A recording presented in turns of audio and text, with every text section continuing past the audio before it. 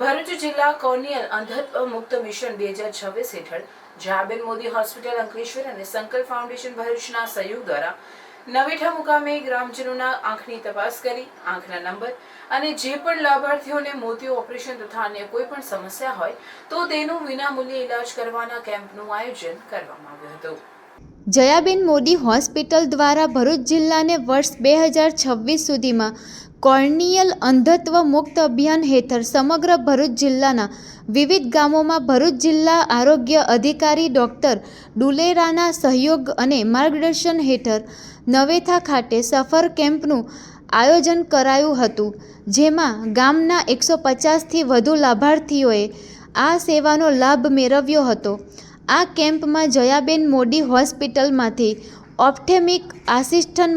મહેશભાઈ, સહાયક મુસ્કાનબેન, અલ્પેશભાઈ, સિરાજભાઈ, નવેઠાના medical officer સીમાબેન Patel, Bharatbhai તથા સંકલ્પ ફાઉન્ડેશન ભરૂચના સંજયભાઈ તલાટી અને અશોકભાઈ જાદવ હાજર રહી કેમ્પને સફળ બનાવ્યો હતો।